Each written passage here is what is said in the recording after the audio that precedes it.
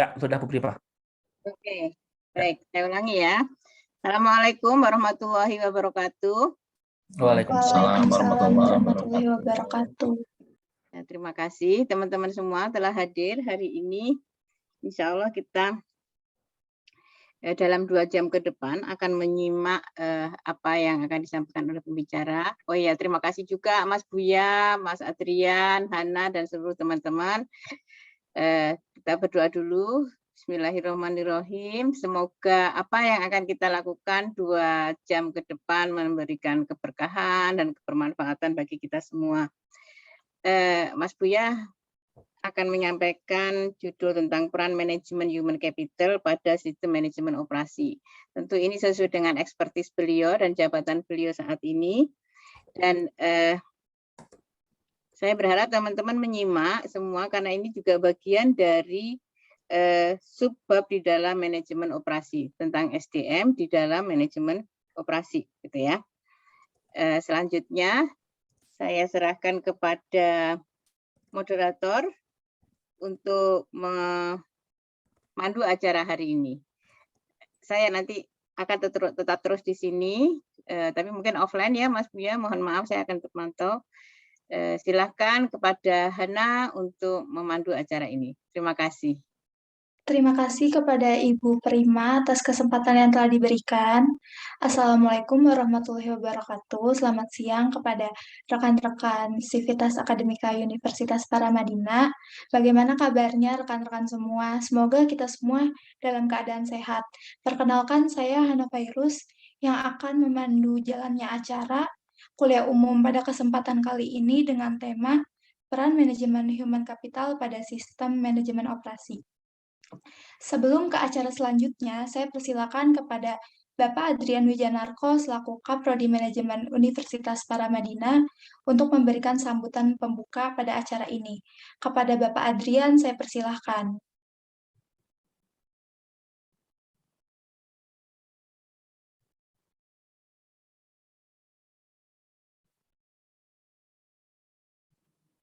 Mas Adrian. Iya, maaf, bentar.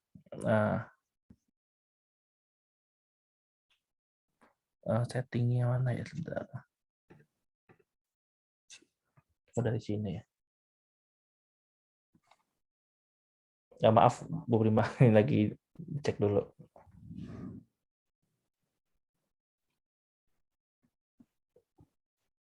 Security setting.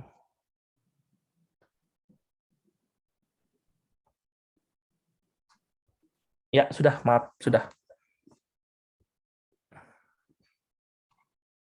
Ya, baik, terima kasih untuk Bu Prima dan Pak Buya, maaf, dan juga teman-teman mahasiswa.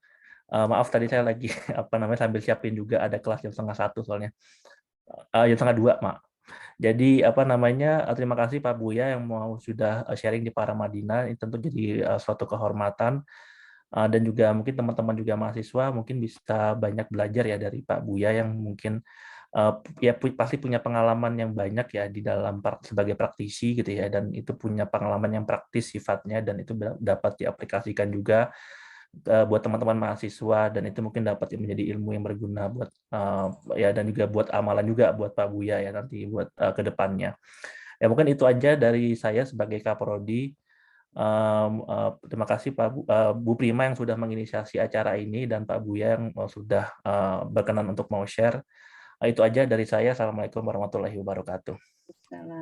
Waalaikumsalam. Terima kasih kepada Bapak Adrian atas sambutannya. Baik, sebelum kepada inti acara, saya akan membacakan CV dari narasumber yang akan mengisi kuliah umum pada kesempatan kali ini.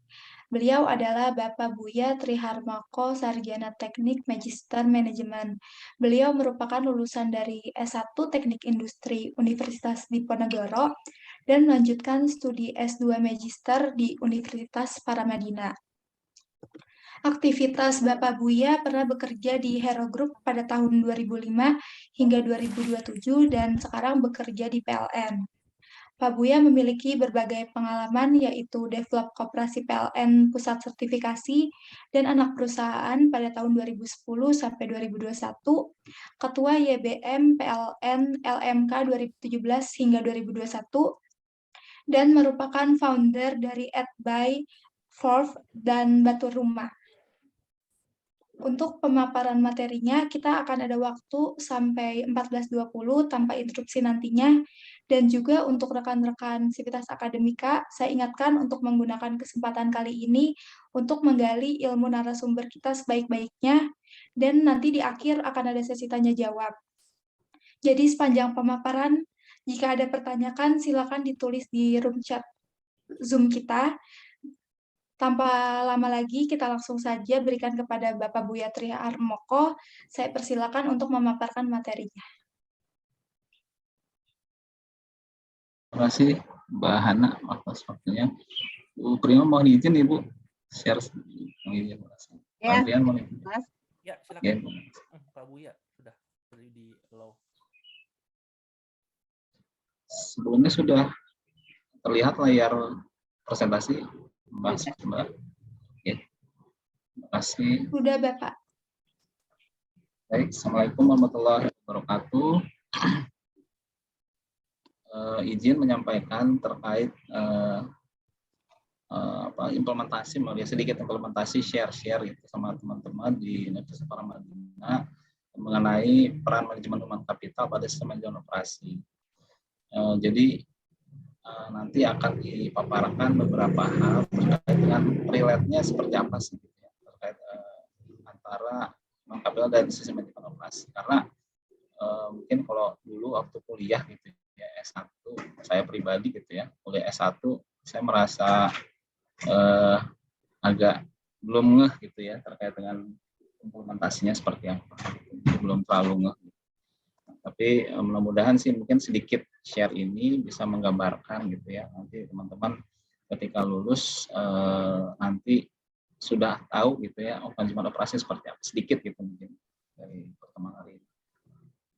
Mohon izin menyampaikan kembali biodata saya pribadi gitu ya. Saya Buya Triharmoko, kontak ada di layar ya. Nanti mohon teman-teman bisa kontak kapan saja jika ada apa gitu ya, mungkin silaturahmi atau komunikasi bisa langsung japri ke saya. Kemudian pendidikan S1 Teknik Industri Universitas Diponegoro Semarang, kemudian S2 di Universitas Paramadina. Nah, aktivitas untuk kedinasan gitu, saya pernah bekerja gitu di Hero Group dulu, manajemen trainee gitu ya, kemudian jadi asisten department head di operasional di Giant di Hero Group, tapi kemudian ditempatkan di Giant Supermarket. Nah, sekarang mungkin udah tutup ya. Itu 2005 sampai 2007. Nah, saya di situ di operasional, kemudian tahun 2007 saya melanjutkan kedinasan di PLN. Jadi rekrutmen gitu ya, rekrutmen 2007 sama sekarang. Kemudian informasi lain, saya ikut mendirikan koperasi gitu ya, mendirikan koperasi di PLN Pusat Sertifikasi. Kemudian ada satu case di mana dalam rangka untuk persaingan usaha gitu ya di lingkungan internal, maka dibentuk anak perusahaan karena nanti terkait dengan nanti persaingan usaha dengan perusahaan-perusahaan lain eksternal gitu yang ingin masuk PLN, itu kita bentuk anak perusahaan sehingga lebih GCG-nya lebih terjaga. Kemudian sebagai ketua Yayasan Baitul Mal, jadi di PLN itu ada ini apa namanya penghasilannya itu dipotong gitu ya, tapi ini sukarela gitu, berapa persen, kemudian itu nanti dikelola dananya oleh YBM untuk diserahkan kepada yang berkepentingan, itu 2,5% minimal. Jadi saya ketua YBM-nya bertanggung jawab, punya amanah untuk agar dana tersebut itu tidak kemana-mana dan memang sesuai dengan peruntukannya ya pada pihak yang berkepentingan. Kemudian untuk menjaga idealisme saya mendirikan @by Forvi dan Batur Rumah. Ini alhamdulillah sudah berjalan dan dalam proses pengembangan. Oke, lanjut ya langsung ke inti gitu ya terkait dengan manajemen operasi. Jadi nanti ada dua hal. Pertama yang disampaikan adalah mengenai manajemen operasi dan manajemen human capital. Nah, secara umum mungkin teman-teman sudah sangat mungkin kuliah udah istilahnya kalau bahasa ini udah malas lah gini ya, karena sudah sehari-hari mungkin dan mungkin sudah sangat mengetahui. Tapi izinkan saya kembali menyampaikan gitu ya, apa sih manajemen operasi? Jadi manajemen operasi itu adalah serangkaian kegiatan yang menghasilkan nilai dalam bentuk barang dan jasa dengan mengubah input menjadi output. Jadi sebenarnya sederhana sekali sebenarnya. Jadi manajemen operasi itu kalau dalam suatu organisasi gitu ya, di mana organisasi itu menghasilkan suatu produk atau jasa. Nah, proses dalam untuk menjadikan itu produk atau jasa tersebut itulah manajemen operasi. Itulah operasi. Jadi sangat sederhana sekali terkait dengan manajemen operasi. Jadi nanti mungkin kalau yang detail-detailnya baru nanti akan dibicarakan. Nah, kemudian nah dalam proses dalam entitasnya gitu ya, dalam organisasi itu ada tiga faktor utama. Pertama adalah sisi keuangan, kemudian dari sisi pemasaran, dan ini operasi. Nah, operasi ini manajemen operasi adalah mengelola dari sisi operasi ini. Nah, kalau nanti akan akan lebih bedanya apa sih nanti dengan manajemen produksi? Gitu. Nanti akan dijabarkan di slide berikut. Jadi inilah sebenarnya dalam satu organisasi tiga faktor utamanya harus ada gitu, sehingga teman-teman di mau nanti wirausaha gitu, maupun bekerja pasti nanti akan terkait dengan hal ini. Jadi mohon dapat mudah-mudahan sih dapat insight-nya sedikit. Kemudian manajemen operasi itu akan mempengaruhi kemampuan perusahaan untuk bersaing. Kemudian kemampuan jika nanti kita dapat mengelola dengan baik, itu impact-nya mungkin lebih besar lagi. Kemampuan sebuah negara untuk bersaing secara global. Jadi sehingga jika nanti teman-teman nanti suatu saat gitu ya mungkin menjadi expert gitu ya terkait dengan manajemen operasi, maka itu maksudnya akan sangat dibutuhkan oleh perusahaan-perusahaan. Gitu. Karena nanti merasa bahwa perusahaan orang ini sangat kami percaya agar perusahaan ini dapat bersaing, bahkan bisa unggul. Nah, syukur-syukur ketika banyak gitu ya pengusaha-pengusaha gitu ya, ketika pengusaha itu sudah sangat terkenal dan bahkan dipercaya untuk menangani dan sangat maju perusahaan. Ya ini sudah bisa dilihat gitu ya di kementerian-kementerian itu dipercaya mengelola, sehingga karena dianggap mungkin gitu ya dapat membawa jadi mempunyai kemampuan sebuah negara untuk bersaing secara global karena yang bersangkutan dianggap mampu. Contohnya misalnya Pak Erick Thohir gitu ya. Erick Thohir itu bisa dibawa ke Kementerian BUMN karena dianggap bahwa mampu mengelola BUMN sehingga BUMN di Indonesia itu dapat bersaing di ranah global. Kemudian terkait dengan istilah-istilah. Tadi sudah disampaikan ya mengenai manajemen operasi, jadi terkait apapun gitu ya, yang ada produknya dan itu dikonversi gitu. Ada transformasi, ada konversi dari input menjadi output, itulah manajemen operasi. Nah, kemudian apa bedanya dengan manajemen produksi? Nah, istilah manajemen produksi mengarah pada kegiatan fabrikasi atau manufaktur yang menghasilkan barang berwujud seperti mobil, pakaian, televisi, dan sebagainya. Itulah manajemen produksi. Jadi terkait dengan yang sudah clear, ada proses konversi yang produknya nyata. Itu manajemen produksi. Nah, kemudian sedangkan manajemen operasi lebih mengarah kepada kegiatan jasa servis seperti jasa dokter, konsultan, transportasi, dan sebagainya. Nah, sehingga dalam perkembangannya penggunaan kedua istilah ini sudah tidak dapat dibedakan lagi, sama-sama digunakan dengan pekerjaan yang sama dalam kegiatan fabrikasi atau jasa. Jadi memang latar belakangnya adalah awalnya memang manajemen produksi dulu. Jadi mungkin rekan-rekan apa sih bedanya gitu ya manajemen produksi dan manajemen operasi ya. Memang awalnya dulu manajemen produksi, tapi dalam prosesnya gitu ya banyak perkembangan, banyak inovasi-inovasi, dan memang dari sisi bisnis itu nggak hanya yang menghasilkan barang, tapi juga ada jasanya juga. Itulah akhirnya dikembangkan menjadi manajemen operasi.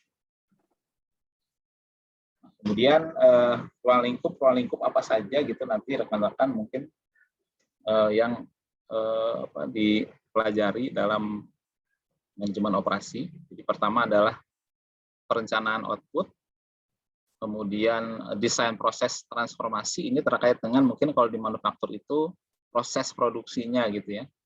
Jadi desain proses produksinya seperti apa gitu. Kemudian perencanaan kapasitas ini terkait dengan mesin-mesin gitu ya, kapasitas mesin dia mampu memproduksi berapa. Kemudian perencanaan bangunan pabrik,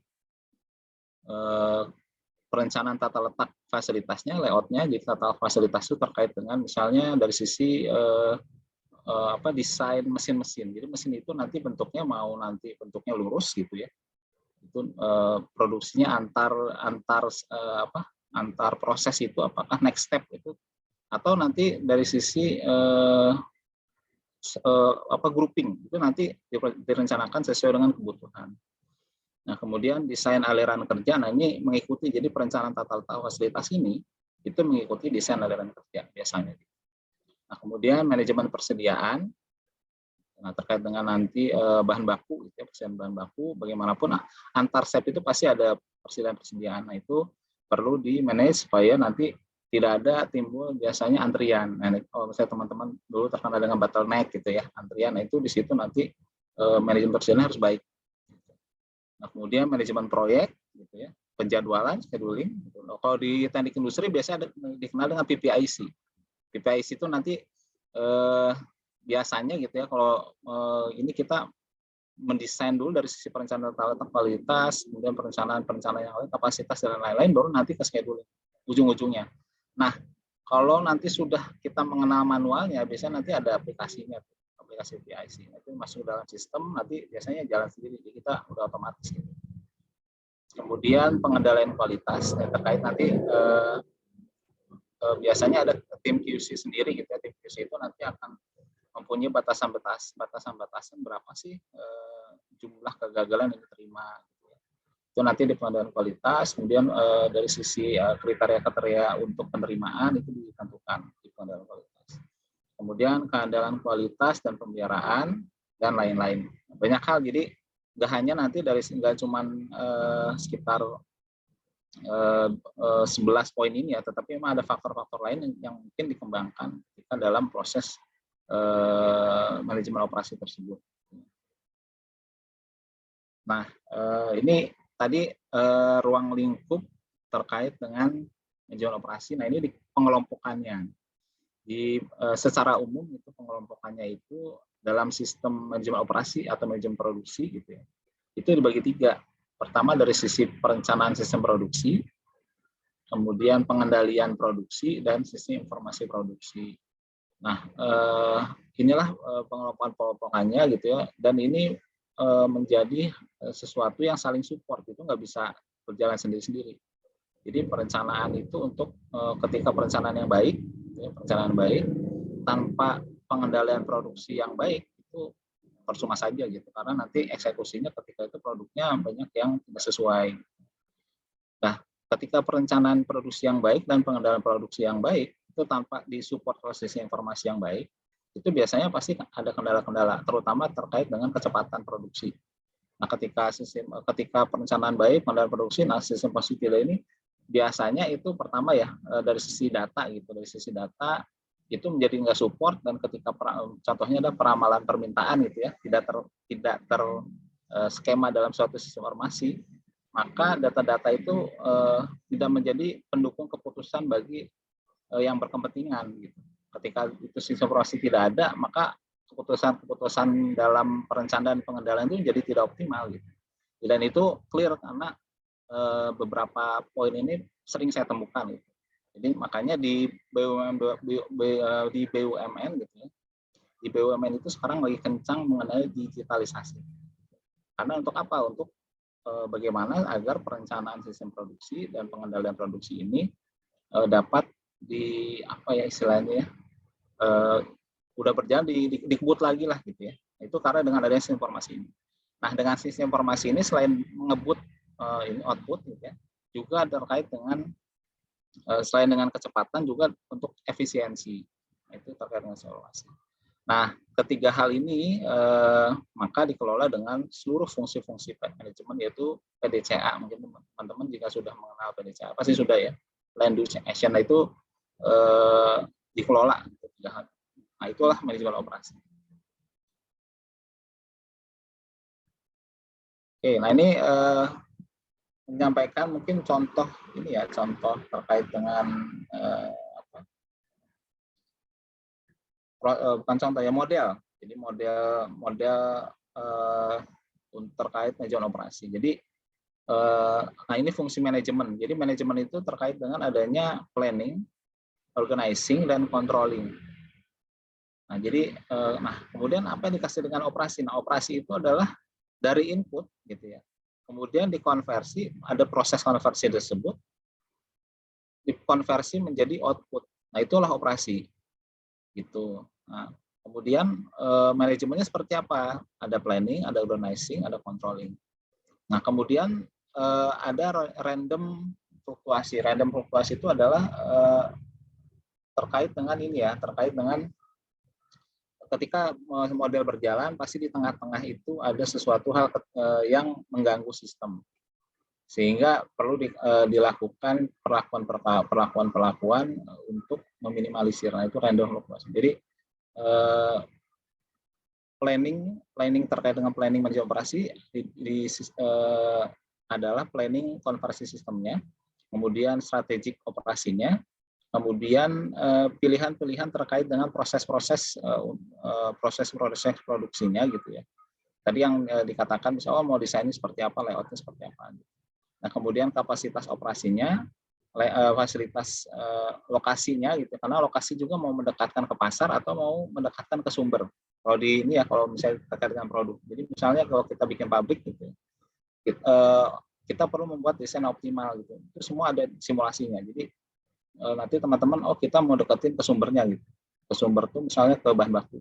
Atau kita mau mendekatkan ke pasar gitu. Atau kita mau mendekatkan kepada misalnya stakeholder. Nah, itu tergantung pemilihan-pemilihan yang kita buat untuk meminimalkan, pertama memaksimalkan keuntungan dan tentu meminimalkan biaya. Nah, kemudian penjadwalan, sistem penjadwalan dan sistem operasi, penjadwalan operasinya. Itu terkait dengan perencanaan. Terkait dengan bagaimana mengorganisasikannya gitu ya. Pertama dengan job design. Job design itu terkait dengan bagaimana mendesain istilahnya kalau job design itu tata cara. Nah, ini biasanya dibuat dalam suatu instruksi kerja. Prosedur, instruksi kerja, nah itu di job design. Nah, kemudian work measurement itu terkait dengan setiap proses itu diukur. Diukur tuh baik dari sisi waktunya gitu ya, kualitasnya. Nah, itu diukur gitu. Jadi kualitas hasil kerjanya maupun waktu kerjanya itu diukur. Nah, kemudian project management, nah ini ada biasanya terkait dengan keseluruhan pekerjaan. Jadi seluruh pekerjaan itu dibuat suatu penjadwalan gitu. Nah, ini penjadwalan di perencanaan maupun ketika dalam organisasinya itu dikontrol bahasanya itu ketika jadwal sudah ada gitu ya. Nah, itu memastikan bahwa ini berjalan sesuai dengan schedule yang ditetapkan. Nah, kemudian terkait dengan controlling itu terkait dengan persediaan, kemudian MRP gitu. MRP itu material requirement planning, kemudian dan pemeliharaan maintenance. Itu proses-proses dalam controlling. Kemudian ini salah satu contoh yang paling sederhana gitu, mungkin rekan-rekan yang sudah punya gitu usaha, punya toko swalayan. Nah, ini salah satu contohnya, mungkin yang lebih sederhana lagi. Jadi inputnya apa saja? Pertama lahan, gitu. Kemudian tenaganya, bangunan, peralatan. Terus kalau misalnya ownernya punya budget berlebih, dia hire manajer toko. Itu input. Nah, kemudian ingin menghasilkan apa gitu? Ingin menghasilkan untuk produk menghasilkan penjualan. Nah, tapi semua itu tentu adalah prosesnya adalah melayani konsumen dengan memuaskan. Nah, ini outputnya. Nah, kemudian dilakukan konversi gitu ya. Nah, random fluktuasinya apa? Delivery terlambat, kemudian resesi ekonomi. Terus kemudian di tengah-tengah nanti misalnya tenaga kerjanya resign gitu ya. Ini salah satu random fluktuasinya. Kemudian dari sisi umpan baliknya, tingkat inventory, efisiensi tenaga kerja, dan volume penjualan. Nah, ini beberapa yang melalui proses kontrolnya seperti itu.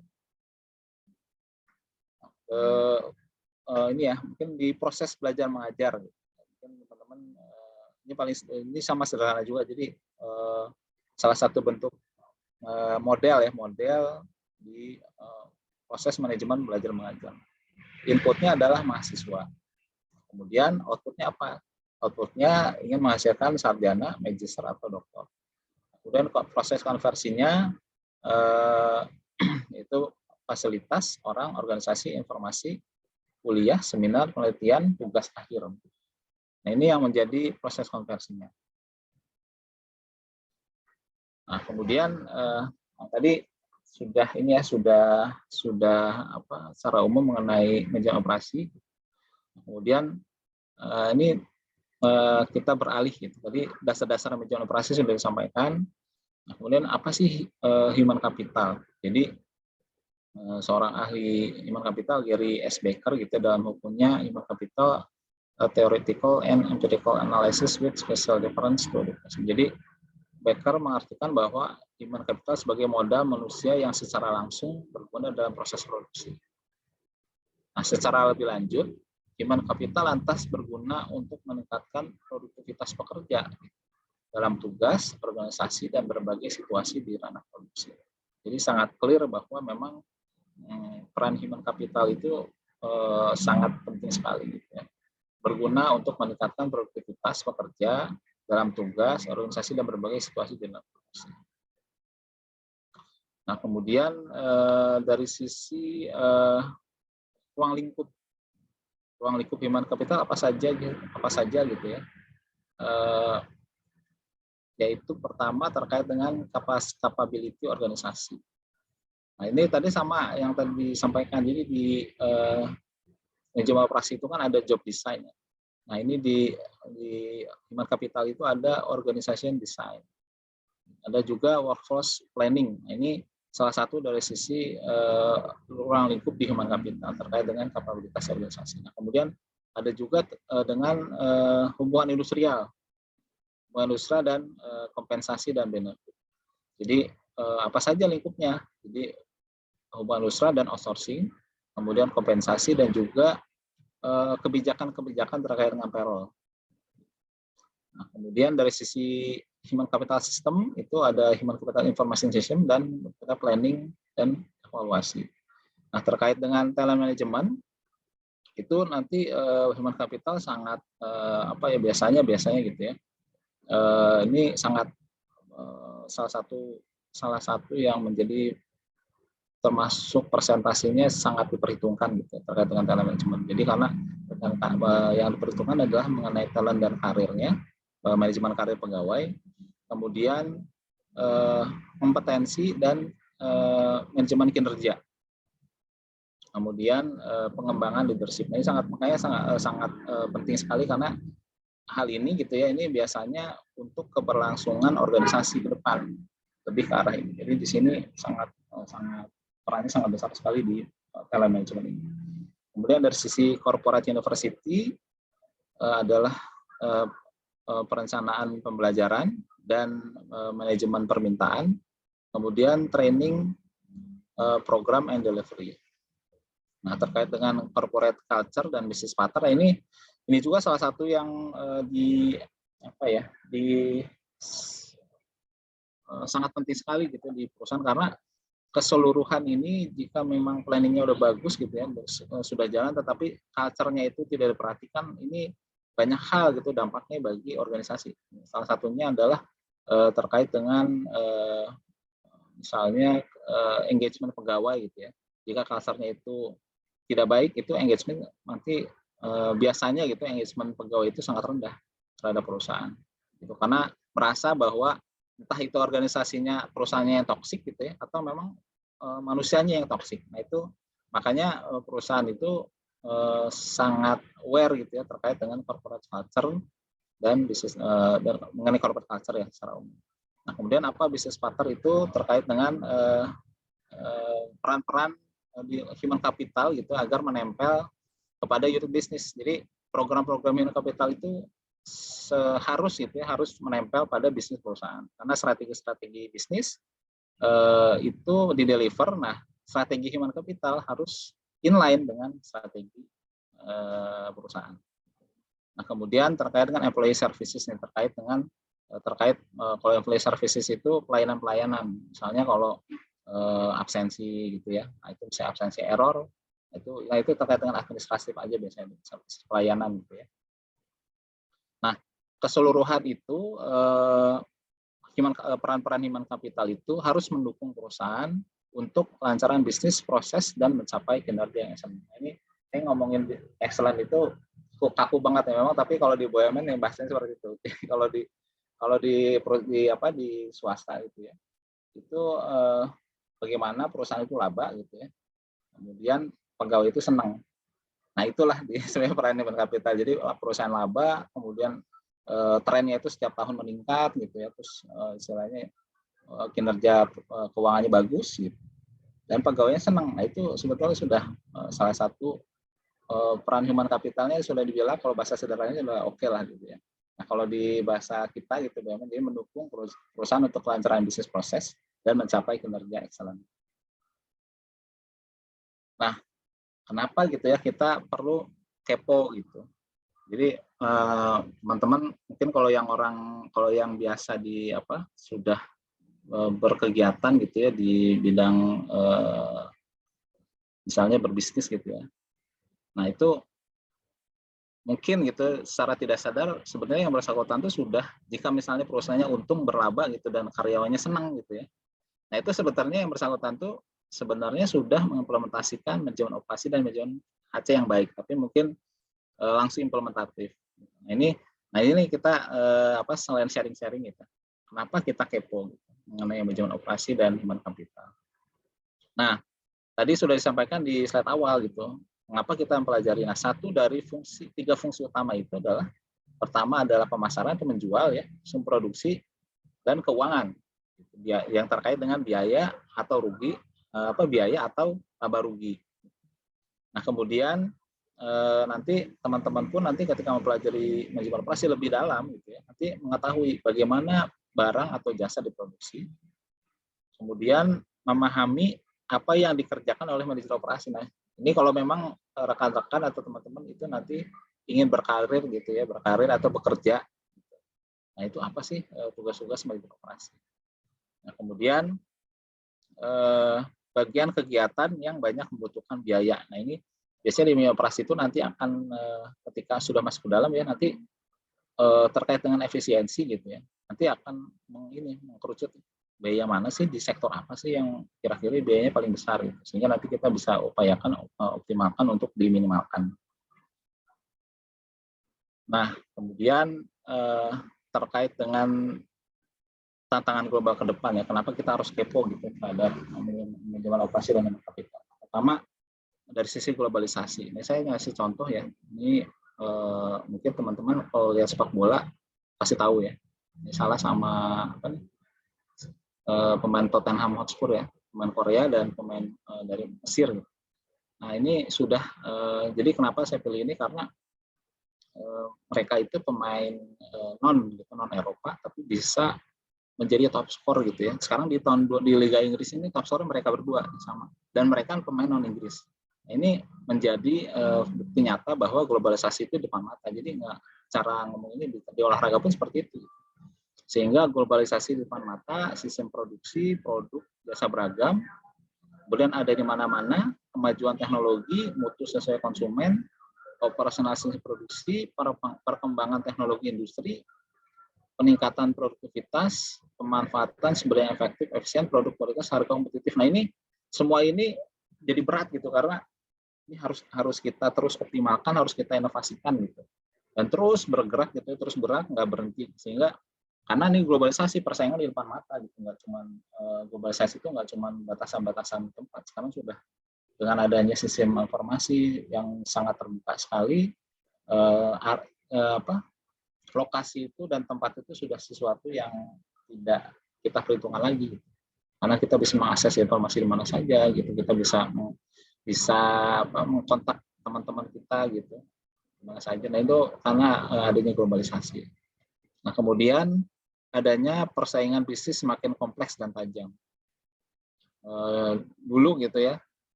Kalau bicara PLN gitu, PLN itu enak ya, PLN itu istilahnya satu-satunya yang jual listrik gitu. Ya, satu-satunya berkembang listrik. Nah, itu tidak kita nafikan gitu ya. Makanya ke depan itu dalam proses itu pembangkitan listrik itu sekarang udah banyak yang swasta. Pembangkitan listrik sudah banyak yang swasta dan itu clear, itu bisa mereka bisa jual listrik langsung ke pelanggan. Gitu. Jadi sudah ini. Kemudian adanya juga kalau di mungkin teman-teman sudah tahu ya, dan mungkin punya gitu ya, pembangkit mini sendiri gitu dengan tenaga matahari. Nah itu di rumah, nah mungkin skalanya kecil masih untuk air panas, tapi banyak juga gitu ya perumahan-perumahan yang mempunyai kompleksnya itu disupport oleh pembangkit listrik sendiri, walaupun dua sistem ya, menggunakan PLN juga mempunyai pembangkit sendiri untuk mensuplai kompleks perumahannya. Itu sudah ada clear, dan di saya kebetulan tinggal di Depok ya, di Depok itu ada beberapa perumahan yang sudah disuplai jadi mereka menggunakan tenaga matahari. Kemudian nah ini nah kita sudah sangat sadar gitu bahwa ini sehingga kita butuh inovasi-inovasi. Nah, inovasi-inovasi tersebut bisa dilakukan jika sudah mempunyai pengetahuan gitu, terkait dengan manajemen operasi dalam tantangan global. Nah, kemudian ini terkait dengan 5 kenapa kita kepo juga ya terkait manajemen operasi dan human capital. Jadi ada 5 tren yang mempengaruhi organisasi masa depan. Pertama terkait dengan perilaku baru di lingkungan kita ya. Jadi dipertajam adanya sosial media dan web gitu ya. Jadi seluruh informasi itu udah luar biasa gitu. Nah, sehingga mempengaruhi perilaku kita gitu, perilaku konsumen gitu, perilaku produsen, semua. Jadi semua berubah sehingga menimbulkan perilaku baru. Nah, kemudian perkembangan teknologi, kemudian tenaga kerja milenial. Nah, ini pun menjadi tren-tren yang mempengaruhi gitu ya. Karena milenial ini mempunyai sikapnya sendiri, perilakunya sendiri, sehingga memang dari sisi manajemen operasi gitu, yang mengelola manajemen operasi perlu aware terkait dengan hal tersebut. Nah, kemudian dari sisi mobility, mobility ini contohnya adalah sekarang itu di PLN itu sudah menerbitkan kemarin perdir ya terkait kita bisa bekerja di mana saja. Ini salah satu bentuk bahwa ini sebenarnya untuk kecepatan dalam sisi pekerjaan juga gitu. Jadi nggak usah mikirin tentang lokasi, dia lu di mana aja bisa kerja. Terkait mobility. Nah, kemudian globalisasi, nah ini sudah tentu clear nyata di depan mata kita. Kemudian nah ini mungkin terkait dengan prinsip pekerja masa depan. Jadi ada pertama lingkungan kerja yang fleksibel yang tadi saya sampaikan, kemudian kustomisasi pekerjaan, nah, kemudian ada sharing informasi itu yang sangat cepat sekali. Gitu. Kemudian cara baru komunikasi dan kolaborasi. Nah, semua orang itu bisa menjadi leader. Kalau dulu kan mungkin kotak-kotakan, nah sekarang sudah menjadi leader. Kemudian dikembangkan itu dari pekerjaan itu menjadi knowledge. Jadi bagaimana supaya kenapa ini bisa perlu gitu, karena biasanya ketika orang yang ahli pekerjaan dan tidak dibuatkan sistem menjadi knowledge, itu kaderisasinya sangat terhambat. Dan ketika kaderisasi terhambat, perusahaan pasti berdampak, karena ketika orang tersebut sudah keluar dari perusahaan kita gitu. Nah, ini menjadi faktor yang kesulitan bagi organisasi untuk menjalankan aktivitasnya. Kemudian belajar dan mengajar sukarela. Nah, ini juga penting gitu, karena di perusahaan ini dia harus mau gitu, mau belajar dan mau mengajar. Ini penting terkait dengan kelangsungan perusahaan. Nah, kemudian 4 prinsip organisasi masa depan. Jadi global distributed with smaller team. Jadi makin kecil timnya gitu, makin sedikit itu. Jadi ke depan itu seperti itu. Kemudian antar pekerja itu terconnected gitu ya. Sekarang sangat mudah sekali terhubung gitu dengan gadget gitu ya, sudah terhubung. Kemudian intrapreneurial, jadi pegawai tersebut gitu ya, itu sudah bisa seperti, jadi memiliki seperti bekerja seperti memiliki perusahaan sendiri, dan dia bisa memiliki saham gitu. Kemudian operates like a small company. Perusahaan besar seperti PLN pun sekarang diberlakukan seperti perusahaan kecil gitu. Karena apa? Kalau kita ngomongin perusahaan besar itu pasti bicaranya birokrasi. Nah, dengan dioperasikan seperti small company itu tentu diharapkan gitu ya menjadi memapas kerasnya birokrasi. Gitu. Tinggi-tinggi tembok-tembok yang tebal dan dinding-dinding yang tinggi itu terkait dengan birokrasi itu menjadi dipangkas. Kemudian fokus pada apa yang dibutuhkan gitu ya. Nah ini jadi lebih clear gitu ya. Jadi kita bergerak cepat, maka ini menjadi fokus terhadap apa-apa yang menjadi dibutuhkan. Kemudian mampu beradaptasi gitu dengan lebih cepat. Kemudian inovasi di mana saja. Kemudian terkait dengan database gitu ya, database, jadi semua menggunakan informasi yang baik. Kemudian more women in senior management role. Nah ini di PLN juga sama ya, mungkin saya cerita juga di PLN itu ada dua gitu ya dalam kinerja leadership. Jadi kinerja leadership kita tuh harus menciptakan create leader. Jadi itu dimasukkan dalam kinerja tahunan. Nah, salah satunya adalah bagaimana setiap unit itu bisa menciptakan talenta muda dan talenta wanita. Nah, itu diciptakan, jadi tidak lahir begitu saja. Ini menjadi prinsip ini dikembangkan. Nah, kemudian flat structure ya terkait dengan nah ini untuk sama juga karena kalau semakin kita bikin struktur-struktur yang ke bawah banyak itu tentu akan birokrasi itu sangat kentara sekali. Kemudian tell stories, setiap leader itu wajib mempunyai kemampuan gitu, terkait dengan storytelling yang baik gitu. Kemudian democratizes learning, kemudian shift from profit to prosperity, kemudian adapt to future employee and manager. Prinsip organisasi ke depan. Nah kemudian tiga hal tersebut gitu ya, ketiga poin-poin tersebut perlu dibangun suatu transformasi digital gitu ya, supaya keseluruhan itu dapat berjalan, kita dapat bisnis tetap berjalan, tapi kita harus memperhatikan tren-tren di masa depan sehingga dibentuk suatu sistem knowledge management. Nah itu semua hal tersebut dibangun suatu transformasi digital sehingga antara yang antara AS gitu ya, maksudnya knowledge assessment, kemudian knowledge declaration, jadi ke semua hal gitu, ketika mempublish, kemudian searching gitu ya, kemudian dari sisi yang butuh gitu, kemudian itu semua jadi antara yang menyediakan, yang butuh, kemudian yang sistem publishnya, kemudian nah itu semua itu menjadi satu kesatuan dan semua itu menjadi satu sistem gitu, satu sistem itu semua ada di situ, sehingga di PLN pun sama pembangunannya sudah berjalan dan seluruh rekan-rekan bisa menginput sistem pembelajarannya sendiri, bisa memonitoring sistem pembelajaran sendiri, kemudian siapapun bisa jadi instruktur, tetapi dikumpulkan dan di database oleh kita ada corporate university.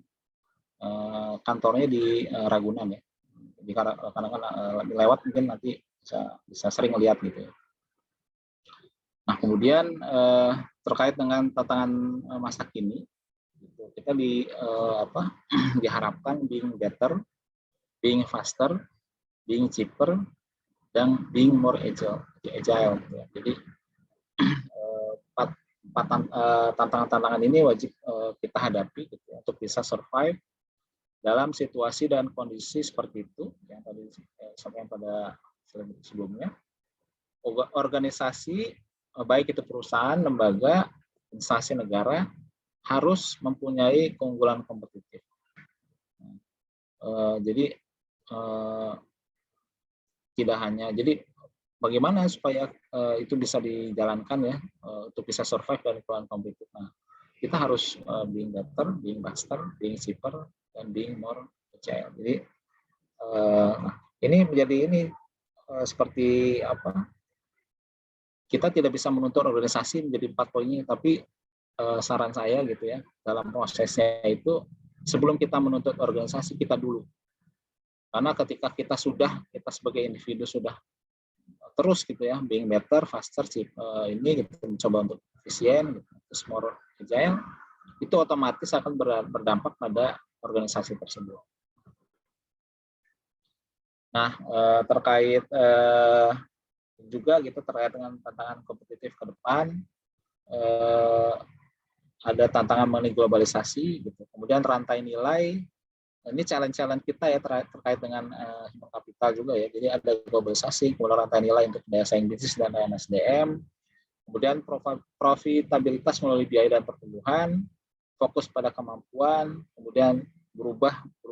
Nah ini perlu kita manage ya, human capital supaya challenge tantangan ini menjadi suatu hal yang produktif. Kemudian teknologi menarik, mempertahankan, mengukur kompetensi dan modal intelektual. Ini poin 7 ini sangat penting sekali ya, kait dengan menarik, mengukur kompetensi dan intelektual kapital atau bahasa di teman-teman bahasa lainnya gitu ya. Nah,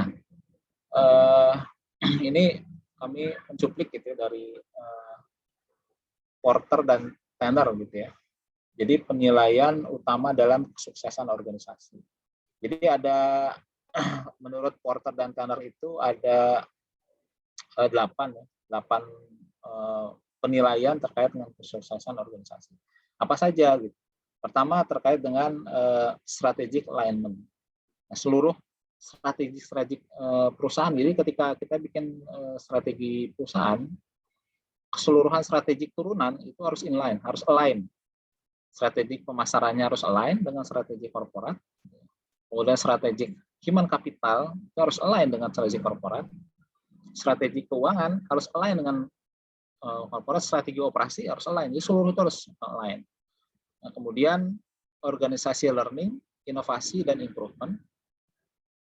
Kemudian people focus. Nah, ini salah satu juga yang diperhatikan ketika kesuksesan organisasi, sehingga memang peran human capital di manajemen operasi itu sangat penting karena memang menyumbangsi terhadap kesuksesan organisasi. Nah, kemudian partnership development ini terkait dengan karena ini stakeholder lah ya, partner-partner itu perlu kita kembangkan hubungannya gitu, sehingga ketika kita bekerja sama itu hasilnya lebih optimal. Nah, kemudian fact-based process management, result fokus pada hasil, kemudian social responsibility, leadership, dan customer focus. Nah, ini beberapa hal yang catatan kita terkait dengan human capital dengan faktor-faktor atau penilaian utama dalam kesuksesan organisasi. Nah, di human capital ini semua berhubungan people focus, organization learning, innovation improvement, strategic alignment, gitu ya. Kemudian leadership, social responsibility. Nah, ini keseluruh result focus ini seluruhnya itu human capital terlibat di proses ini. Nah, terkait dengan mungkin ini saya sedikit ini ya mengenai balance scorecard. Jadi diadop oleh diadop dari Norton dan Kaplan itu terkait dengan konsep-konsep balance scorecard. Nah, balance scorecard itu dulu awalnya gitu ketika kita berbicara mengenai kinerja perusahaan zaman dulu banget gitu ya, itu yang hanya dinilai dari perspektif finansial. Nah, kemudian ketika berkembang ternyata memang aspek-aspek itu tidak berjalan sendiri. Maka finansial itu disupport gitu oleh 3 faktor lain. Pertama adalah customer, kemudian proses bisnis internal, dan juga learning dan growth. Nah, ini keempat ini gitu ya, saling terkait gitu ya, untuk mendukung visi dan strategi perusahaan. Nah, SDM itu bukan biasanya, memang mensupport ketika di proses learning and growth gitu ya. Nah, tiga ini apakah terkait sekali, karena learning and growth itu akan menopang terhadap tiga aspek yang lain tersebut. Oke, nah kemudian apa yang human capital lakukan ya terkait dengan tantangan tadi ya, yang sehingga kita harus bisa beradaptasi, bisa adaptif gitu terkait dengan tantangan-tantangan tersebut. Tantangan-tantangan dan isu bisnis itu jadi kita harus menyerap dan menerjemahkan kebutuhan bisnis ke dalam strategi HC. Jadi seluruh strategi yang perusahaan gitu ya, strategi perusahaan itu menghadap kebutuhan usahanya, kemudian ada tantangan, nah itu diserap sehingga menjadi strategi HC. Nah, apa-apa saja ketika buat strategi HC gitu ya, yang menjadi faktor utama yang diperhatikan. Pertama dari sisi organisasinya, rekrutmennya seperti apa gitu. Nah, kemudian manajemen karirnya, kemudian sistem pembelajarannya, sistem kinerja pegawai tentunya, kemudian kompensasi dan benefit. Nah, keseluruhan aktivitas 6 ini akan disupport oleh pelaksanaan hubungan industrial yang baik, kemudian dan sisi informasi SDM. Ini dua hal ini sangat mensupport karena ini 6 aspek ini akan berantakan ya kalau misalnya hubungan industrial yang nggak baik gitu ya, apalagi nggak ada sistem informasi SDM yang nggak support gitu. Nah itu makanya biasanya akan berantakan sistemnya. Nah ini mengadop juga dari balance scorecard. Jadi peran SDM itu di manajemen operasi itu salah satunya ini. Jadi ketika ini contohnya adalah ketika ada salah satu unit ya di PLN itu mempunyai visi dan misi gitu. Punya visi dan misi, dan ketika visi misi ini diterjemahkan oleh para manajemen gitu, dalam hal ini perancang strategi dan kebijakan, itu membuat tema strategi dan strategic resultnya seperti apa. Jadi ketika visi misi sudah dibuat, kemudian tema strategisnya langsung disusun oleh para pengampu kebijakan untuk mensupport strategic result. Nah, ketika visi misi sudah dibuat, tema strategi sudah dibuat, nah tentu akan dibuat strategi turunan. Contohnya seperti ini. Nah ini kalau jika menggunakan balance scorecard seperti ini, kartu balance scorecard. Nah strategi itu dari 4 perspektif: finansial, customer, SDM, dan proses internal. Nah ini turunannya seperti ini tadi. Nah kemudian dari strategi alignment peran HC gitu ya, di sini dari strategi objektif ini gitu ya, didetailkan dari sisi measurement-nya, targetnya, dan strategic initiative. Jadi diukur apa saja untuk mendukung strategi yang seperti ini ya gitu ya. Ketika buat strategi ini apa sih yang kita harus support? Nah, supportnya ini adalah sertifikasi SDM di internal gitu ya. Apakah kita butuh sertifikasi? Nah, jika memang butuh sertifikasi pegawai-pegawai di pabriknya gitu atau di organisasinya, itu nanti didetailkan sertifikasi apa saja, berapa orang, budgetnya berapa. Nah, itu nanti disusun. Kemudian regulasi terkait ini, kalau ini strategi ini karena terkait dengan pemenuhan jumlah SDM. Nah, kalau misalnya di organisasi ini berapa sih jumlah tenaga kerja yang bisa mensupport gitu ya, untuk apakah misalnya 5, apakah itu 10 atau 15 orang untuk mensupport organisasi atau 20. Nah itu dihitung. Nah nanti jika memang tidak bisa biasanya kalau ini terkait dengan PLN ya, kalau regulasi ini kenapa ketika rekrutmen itu ada kebijakan dari kantor pusat bahwa zero recruitment, tidak boleh meng-hire gitu ya, tidak boleh meng-hire pegawai, maka kita mempunyai strategi untuk regulasi penugasan dari unit lain. Dari unit lain bisa bekerja atau bisa membantu di unit kita gitu ya. Nah itu nanti sistem mekanisme bagaimana, sistem payroll-nya, bagaimana sistem kinerjanya, nah itu nanti diregulasikan, diusulkan ke kantor pusat. Ini salah satu contohnya ya ketika buat strategi. Nah, kemudian terkait dengan manajemen risiko, kemudian dan maturity level terkait dengan sistem manajemen terpadu, sistem K3A dan 5S. 5S itu terkait dengan misalnya di konsep aspek dari sisi kebersihan area kerja yang kita adopt dari Jepang. Nah, kemudian ini targetnya ya terkait yang mengadop dari pengukurannya. Jadi kalau di kita itu ada namanya ada HCR. HCR itu adalah Human Capital Readiness. Itu poinnya 4.4 gitu ya. Kemudian 100% usulan regulasi tersedia. Kemudian dari sisi pengukuran produktivitas itu 31,38 dan satu strateginya. Nah, kemudian inisiatif strateginya gitu. Apa? Ini lebih rinci lagi. Jadi pemetaan potensi dan perencanaan sertifikasi dia langsung ke eksekusinya gitu ya. Kemudian penyesuaian job desk-nya dan HKJ. Kemudian terkait dengan pemenuhan tadi yang jumlah pegawai gitu ya. Kita pemenuhan, kemudian RKP khususnya program penghijauan dan 5S dan penyelesaian. Nah, kemudian ini adalah salah satu mohon izin menyampaikan ini ya di Talen itu. Jadi ketika kita membentuk visi, nah, salah satu inline bagaimana melainkan dari visi, gitu ya, visi PLN, kemudian dibuat strategi tadi, tema strategis, gitu ya, melalui proses itu tentu ya, proses tema strategis, kemudian strategi result, kemudian baru disusun. Nah, ujung-ujungnya ketika membentuk strategi market capital, nah, PLN itu menyusun 4 poin ini.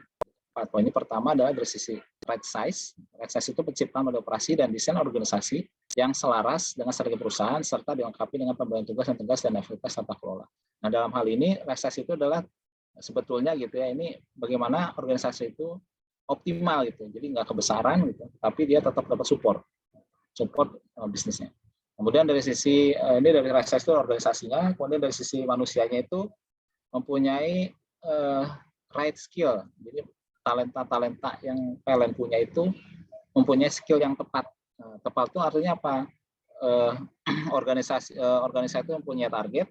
Nah, pegawai-pegawainya mempunyai skill yang sesuai dengan untuk mencapai target tersebut. Karena biasanya contohnya gini, jika misalnya teman-teman punya karyawan gitu ya, Nah, kemudian tentu ketika karyawannya jangan banyak-banyak, hanya 3 lah ya.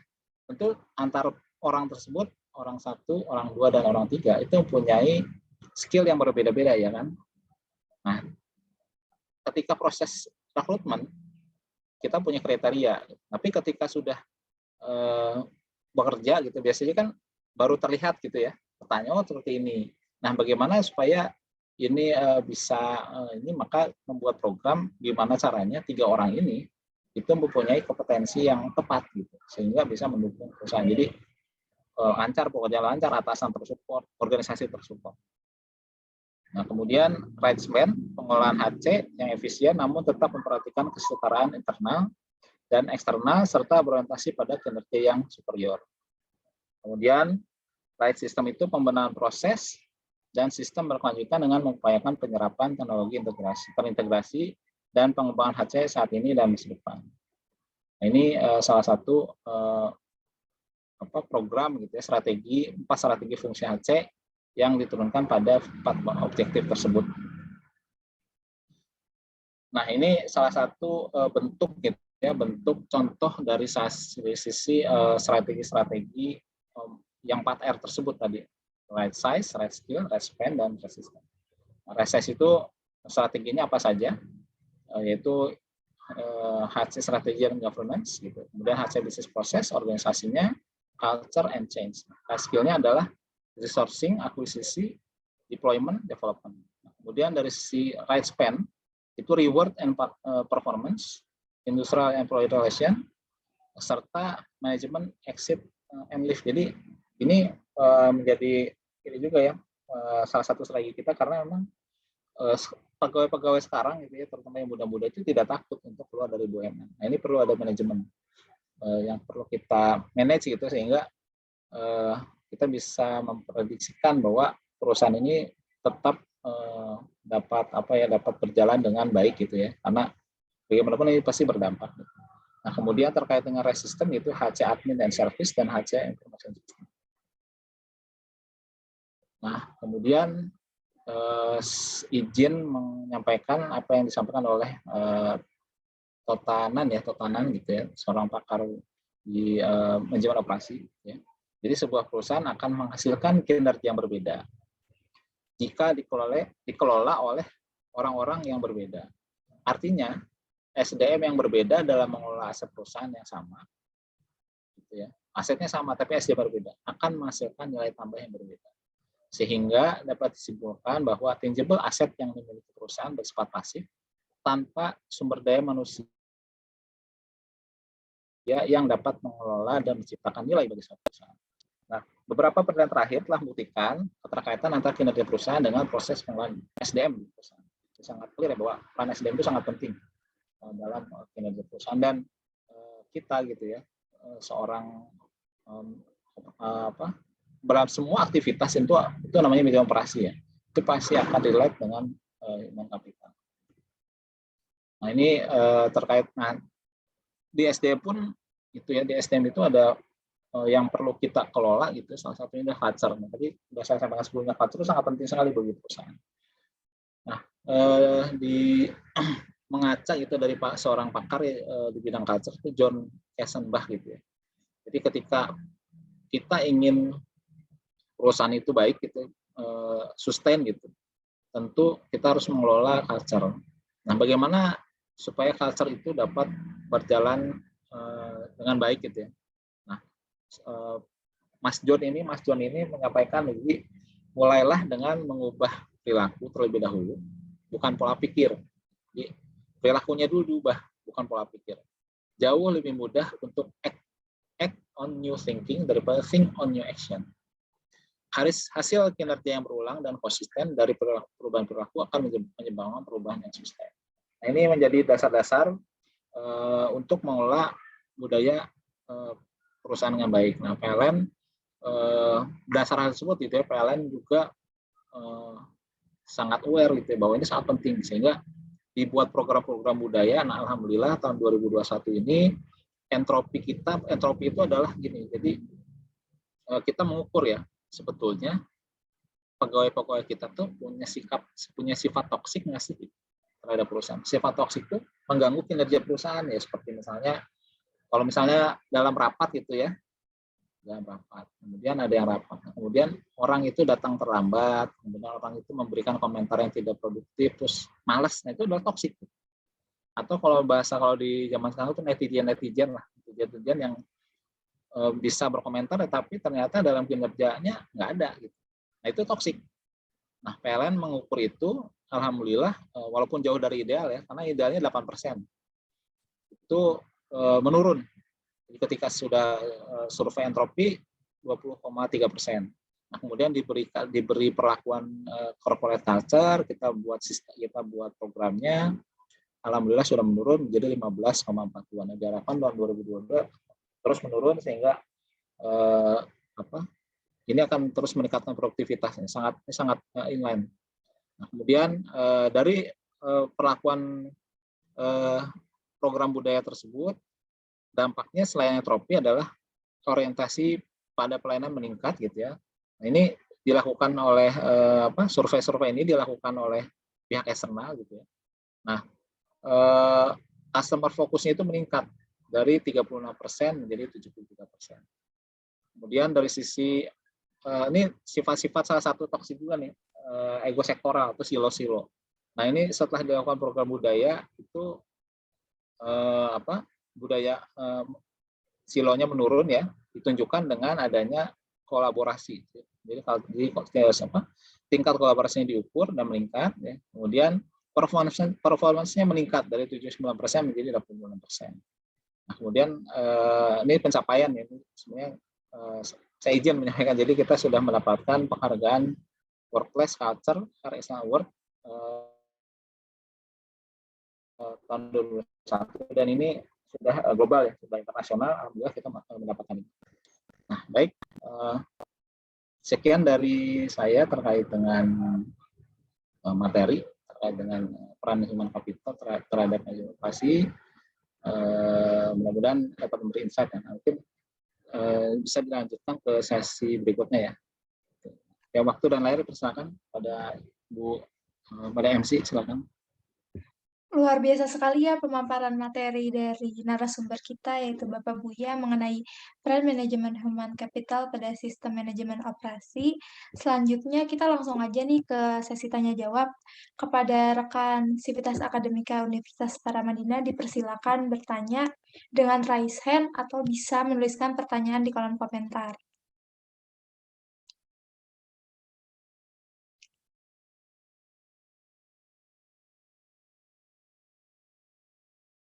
Ini rata-rata semester berapa ya, Mbak? Semester 4, Pak. Oh, semester 4 ya? Iya. Ayo teman-teman, silakan bertanya.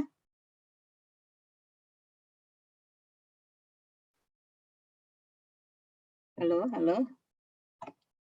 Biasanya kuliah rame. Ayo. Mungkin materinya nggak menarik kali, Bu. Oh, enggak, atau sudah terlalu lengkap ya? Mas, tadi yang aku mau tanya di pengukuran budaya tadi ya, yang apa? Bukan pengukuran budaya itu apa? Yang ngukur toksik tadi. Ya, entropi ya, Bu. Oh, nyebutnya entropi. Entropi Ya. apa? Jadi entropi itu jadi kita membuat kriteria terkait dengan sifat-sifat toksik, Bu, yang mengganggu kinerja perusahaan. Contohnya adalah misalnya tadi ada ego sektoral. Biasanya ego sektoral itu berdampak biasanya, Bu, ketika ada pekerjaan yang memang membutuhkan kolaborasi. Nah, ketika kolaborasi itu menjadi mentok itu karena ada ego sektoral, yang bersangkutan tidak mau ngasih anak buahnya untuk kerja sama tim gitu ya. Terus saya juga punya target, kamu kerjain sendiri. Nah, itu yang menjadi dampak, sehingga salah satu contoh itu bentuk dari sisi entropi budaya. Nah, ego sektoral kemudian juga terkait entropi budaya ya. Betul, Ibu. Budaya.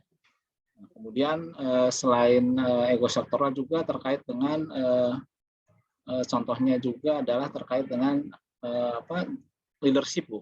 Di dalamnya leadership pun ketika rapat-rapat gitu ya, leader itu tidak memberikan monitoring gitu ya, monitoring terhadap pekerjaan gitu ya. Itu toksik juga, Bu, karena biasanya anak buah pasti akan, wah, ini leadernya kemana sih? Nah, kemudian sifat malas gitu ya, pegawai itu toksik juga, Bu. Kadang-kadang gini, Bu, ketika sebetulnya atasan ada yang selalu case yang real gitu ya. Ada beberapa unit yang merasa itu kurang orang. Nah, setelah ditelusur ternyata bukan kurang orang, tetapi orang-orangnya nggak produktif. Itu kan salah satu toksik juga, sehingga mempengaruhi kinerja perusahaan. Itu yang diukur, entropi tersebut diukur melalui survei-survei. Nah, alhamdulillah tahun 2000 itu dimulai, emang survei itu dimulai per tahun 2020 baru kita laksanakan. Nah, sudah berjalan 3 tahun sampai tahun 2022 ini. Nah, tahun 2022 ini akan survei kembali, tapi kita akan melakukan program budaya dulu, baru nanti kita ukur lagi. Gitu. Makanya aku tadi agak nggak setuju kalau namanya cuma entropi, pasti ada entropi apa itu. Oh, entropi budaya nyebutnya ya. Iya, betul. Entropi budaya. Jadi menarik nih, Mas ya. Itu untuk seluruh BUMN apa hanya untuk PLN? Seharusnya seluruh BUMN. Jadi itu programnya dari BUMN ya? Sebetulnya ini program, kalau program budaya, Bu ya, program budaya itu kalau seluruh BUMN itu ada namanya akhlak, Bu. Mungkin ketika naik kereta atau naik Garuda gitu ya, itu pasti ada nyebutin akhlak. Ya, tapi pengukuran entropi tadi itu pola pengukurannya itu diserahkan ke setiap BUMN, Bu. Jadi PLN. Iya, tapi alat ukurnya sudah dibuat sama BUMN. Alat ukurnya enggak, Bu. Jadi kita tentukan sendiri. Nah, PLN juga itu kita supaya lebih ini ya, Bu, supaya lebih akurat, kita gandeng konsultan sih memang. Jadi kita nggak berjalan sendiri, karena apa, kalau misalnya kita lakukan sendiri, Bu, khawatirnya itu angka bisa dimanipulasi gitu, Bu. Nah, sehingga kita menggunakan konsultan sehingga lebih konkret gitu, Bu. kita lakukan program budaya pun, jadi kita targetnya nggak cuma menurunkan gitu, tapi memang kita ingin mengukur bahwa program budaya yang kita susun itu memang efektif. Dan tadi kenapa saya tanya apakah ini BUMN atau PLN? Maksudnya apakah alat ukurnya itu bisa digunakan oleh pabrik gitu. Barangkali siapa tahu nanti teman-teman di sini ya, teman-teman di S1 ini ada yang tertarik untuk ngukur toksik suatu perusahaan dengan entropi budaya misalnya. Bisa sih Bu, karena terkait dengan entropi ini memang kalau ada ini ya Bu, saya baca referensi literatur, itu di perusahaan swasta pun sudah melakukan beberapa hal yang sama. Contohnya di Astra Bu, di Astra itu mungkin udah ngelit duluan Bu terkait dengan pengukuran entropi budaya ini. Karena mereka sangat aware terkait dengan culture gitu. Biasanya kalau di perusahaan itu corporate culture-nya itu sangat bagus gitu ya Bu, seperti di Astra itu pasti sudah dilakukan survei entropi budaya. Nah ya, jadi teman-teman barangkali nanti ada yang tertarik untuk untuk ke SDM, skripsi gitu ya. Ini juga salah satu bahasan yang belum banyak dilakukan di S1 ya, di satu manajemen. Anda bisa hubungi Pak Buya. Ya Bu, support. Di PLN kayaknya, gitu. Di PLN juga kayaknya di Pramirida ini ya, saya lihat itu data-data kayaknya belum banyak Bu masuk ke PLN. Jadi mungkin mudah-mudahan sih bisa ini ya Bu, bisa menginspirasi ya. Nah, betul teman-teman. Ya. Ayo siapa yang mau tanya?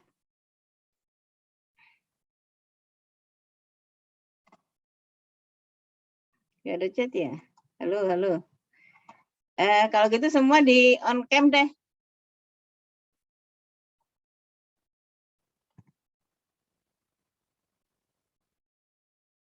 Halo teman-teman. Ini biasanya kalau begini lagi ada tugas apa gimana? Hana? Nggak ada, Bu. Lagi nggak ada tugas. Ayo teman-teman. Ya, teman-teman dipersilahkan. Abigail, siapa lagi ya teman-teman ini? Adinda, Ahmadiyah, Efnu, Mas Ratono, Faris.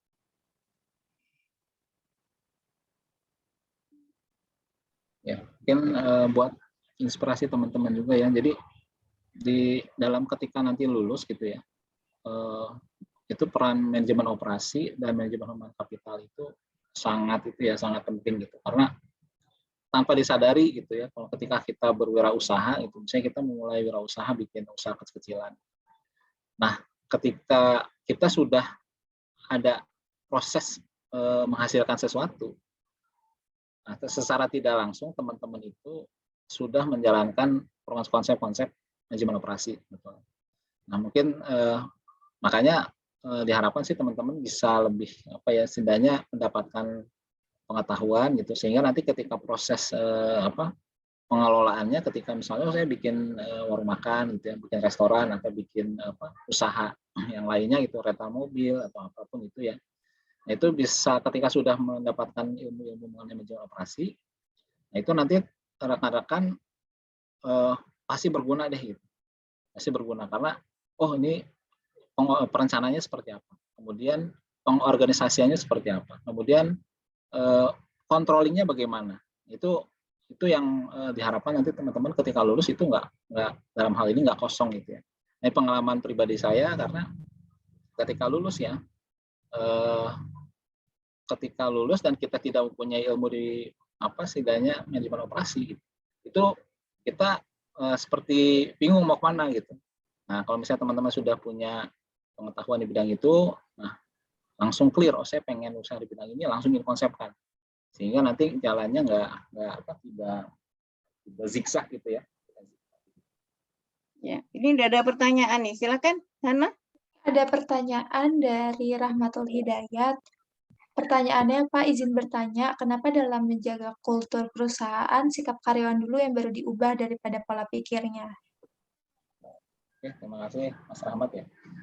Betul tadi disampaikan dari ini sudah melalui penelitian sih Mas Rahmat. Ini sudah melalui penelitian dan tadi Mas itu ya yang pakar budaya pun menyatakan bahwa sangat penting kita mengubah sikapnya dulu dibanding pola pikirnya. Karena apa?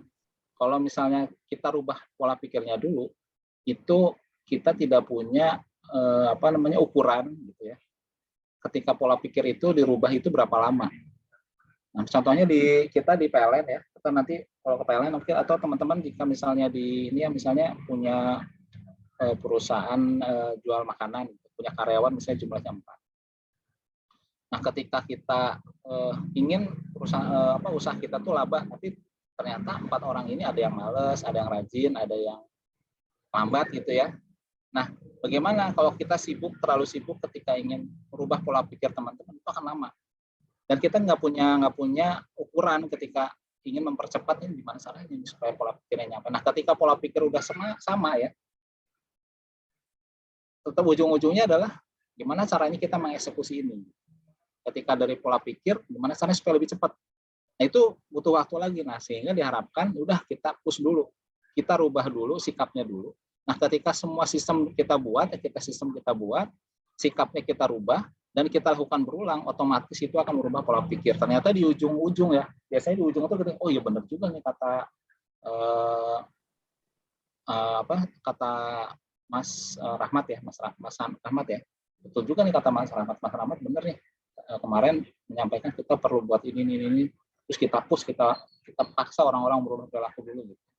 Oh iya benar juga nih kata Mas Rahmat bahwa memang akhirnya berdampak pada laba perusahaan atau berdampak pada kinerja gitu atau jadi untung di perusahaan kita sebelum kita rugi. Nah, itu makanya kita memperlukan karena setiap sesuatu yang diulang dan itu baik itu akan mempengaruhi pola pikir. Tetapi kalau pola pikirnya kita rubah, itu belum tentu kita merubah sikapnya. Itu sih Mas Rahmat. Apa sudah dijawab? Selamat. Baik. Selanjutnya ada pertanyaan lagi, Pak, dari Mas Ratono. Assalamualaikum Pak Buya, izin bertanya, apa faktor-faktor utama dari human capital itu sendiri? Terima kasih banyak, Pak.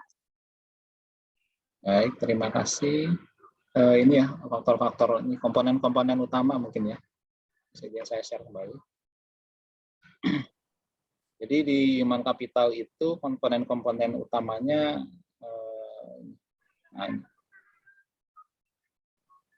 jadi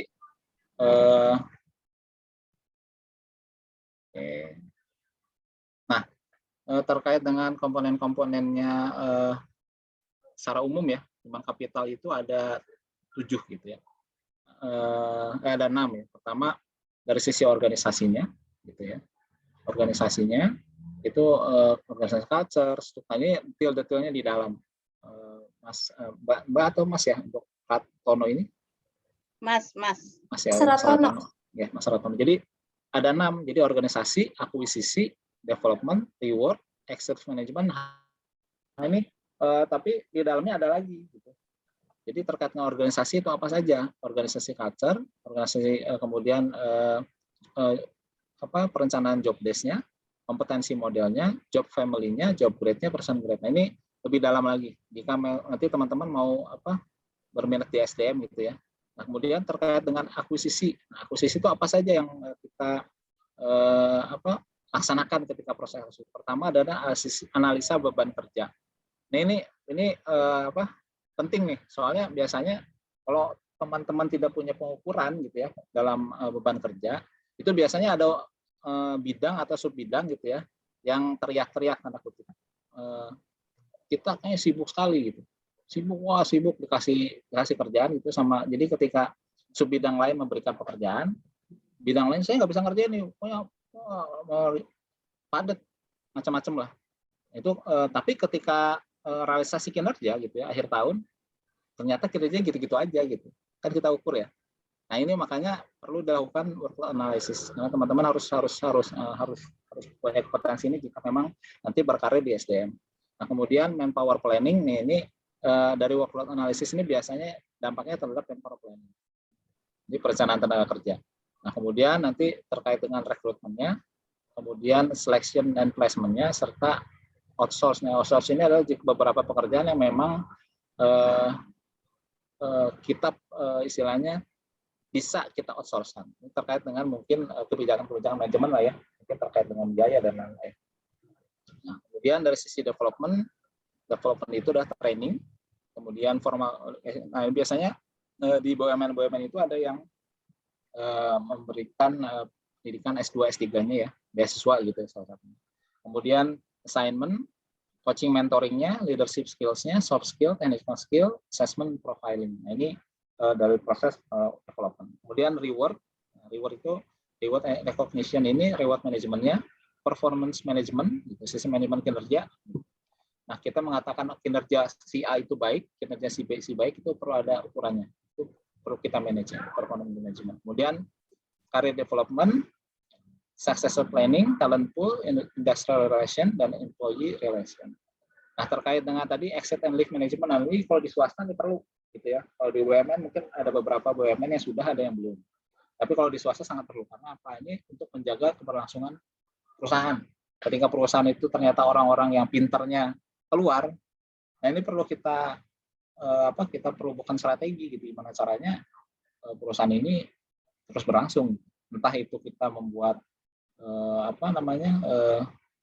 ujung-ujungnya ya karir yang baik, sistem karir yang baik gitu, atau kita ujung-ujungnya remunerasi yang baik gitu, atau seperti apa. Nah, ini perlu kita buat strateginya, resignation, termination, pensiun gitu ya, kemudian penugasan keluar. Kemudian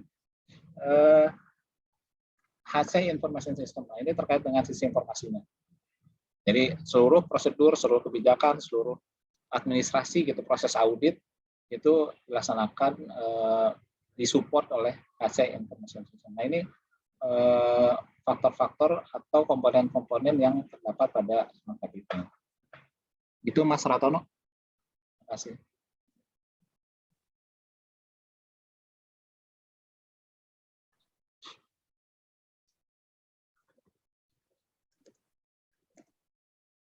Hana.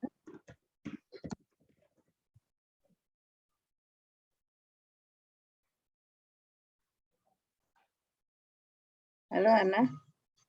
Iya, Ibu. Mm. Ini lanjut ke sesi berikutnya aja ya, Bu. Ya, oke. Oke, terima kasih atas pertanyaan dan jawabannya. Kita langsung saja nih masuk ke sesi terakhir, yaitu penyerahan sertifikat kepada narasumber yang akan diwakilkan oleh Ibu Prima. Untuk Ibu Prima dipersilahkan.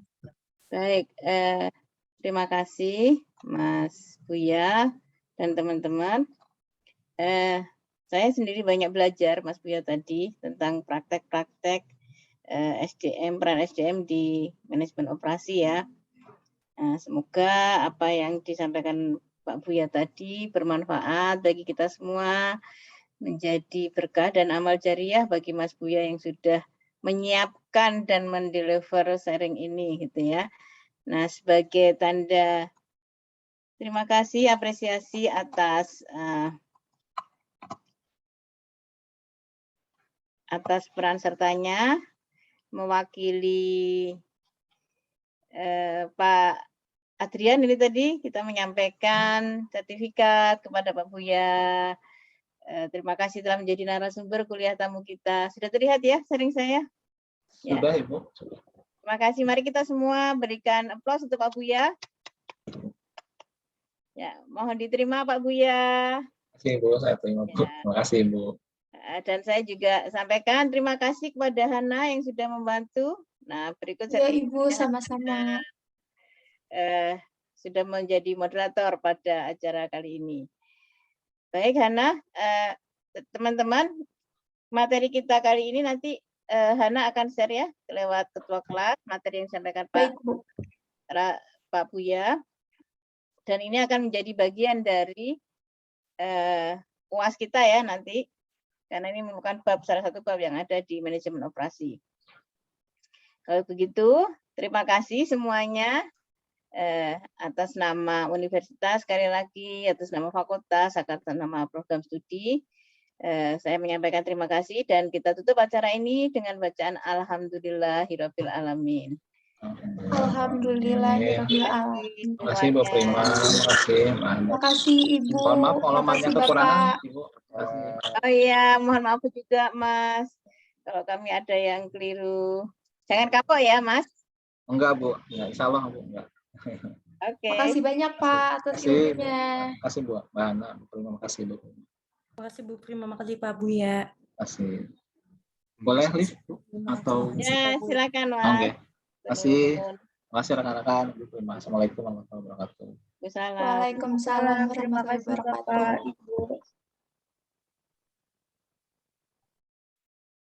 Terima kasih Bu Prima. Ya, teman-teman kok enggak aktif ya? Ya Bu, soalnya materinya cukup jelas sih Bu. Oh, materinya cukup jelas ya. Ya, Kalau dengan yang kemarin menarik mana? menarik yang ini sih Bu. Agak ini, Lebih dimengerti Bu kalau yang ini. benar-benar. Oh ya, kemarin Ya. agak Kemarin kayaknya Bu, menurut saya terlalu belum punya bayangan gitu Bu, masalah proyek gitu. Jadi mungkin agak-agak susah untuk dimengerti Bu. Kalau ini kan tentang human capital ya Bu. Jadi kayak kita lebih masuk kan sebelum-sebelumnya udah pernah juga belajar tentang SDM. Nah, kemarin banyak pertanyaan nggak teman-teman? Kemarin ada yang bertanya Bu. Ya wis, saya absen ya teman-teman. Kayaknya ini masuk semua ya kalau lihat jumlahnya ya. Iya Ya Bu, kecuali masuk semua Bu. Kecuali Amelia nggak ada ya. tapi ini tadi udah beberapa yang live Bu sekarang. Ya, nggak tadi Amelia nggak ada dari tadi ya. Oke, saya sudah absen sih. Coba dicek teman-teman ya. Baik Ibu. Baik, terima Makasih, kasih. Ibu. Makasih Hana Baik. juga ya. Ya, Makasih Bu, terima kasih Bu. Waalaikumsalam. Waalaikumsalam warahmatullahi wabarakatuh. Waalaikumsalam, terima kasih Bu. Terima kasih Jidan.